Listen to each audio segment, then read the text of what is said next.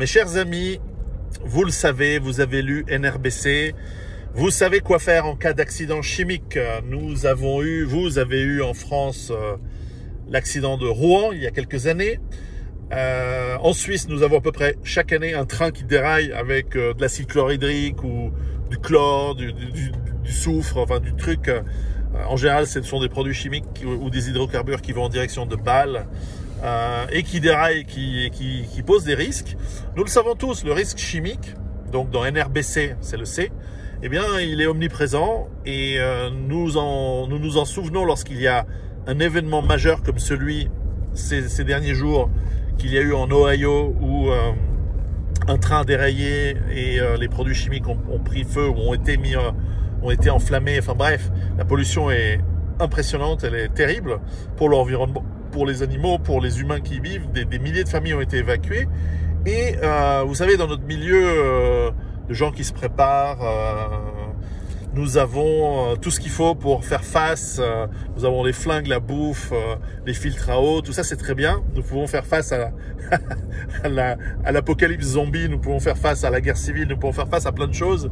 Nous avons nos potagers, etc. Mais tout d'un coup, quand l'usine explose parce qu'il y a un abruti qui a fait une mauvaise manipulation ou parce que voilà, un train déraille, et croyez-moi, si vous habitez dans une ville en Europe ou aux États-Unis, vous êtes tout près d'un truc comme ça qui peut arriver.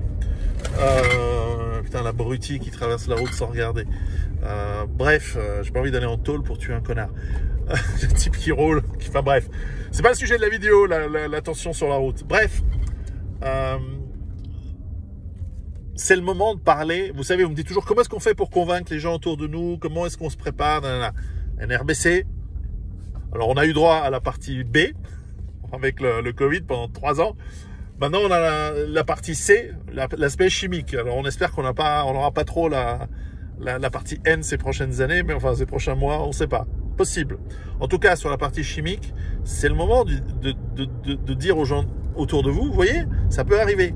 5000 familles, peut-être beaucoup plus aujourd'hui, mais en tout cas, des milliers de familles ont été évacuées.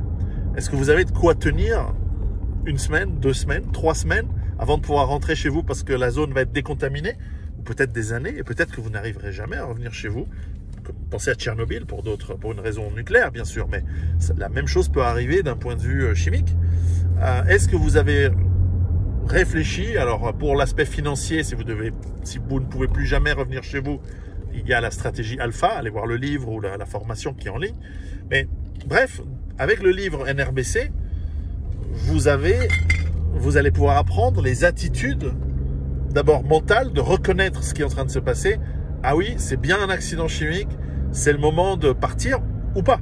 Parce que vous pouvez partir et vous retrouver dans la route, sur la route, bloqué dans un embouteillage, et le nuage chimique arrive sur vous. Et là, alors, est-ce que vous avez le matériel sur vous, ce que généralement peu de gens ont, et c'est normal. Personne n'a de tenue NRBC, de masque à gaz, machin. On l'a pas forcément tout le temps, ou dans notre voiture, ou on n'y pense pas. Et ça arrive, mais donc dans ce cas-là, il faut bien faire gaffe à comment on évacue.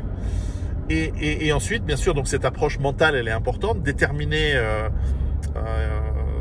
ce qui est en train d'arriver, et ensuite être prêt pour traiter le problème si vous êtes blessé, si vous êtes contaminé, si vous êtes intoxiqué.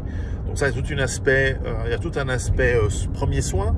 Et puis, bien sûr, il y a tout l'aspect évacuation. On en parle aussi dans Rue Barbare.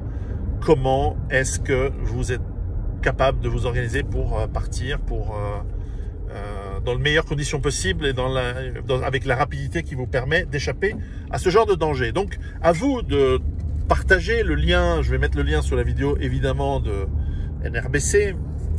J'ai fait la même vidéo en anglais. Vous pouvez la retrouver. Je l'ai postée maintenant, là.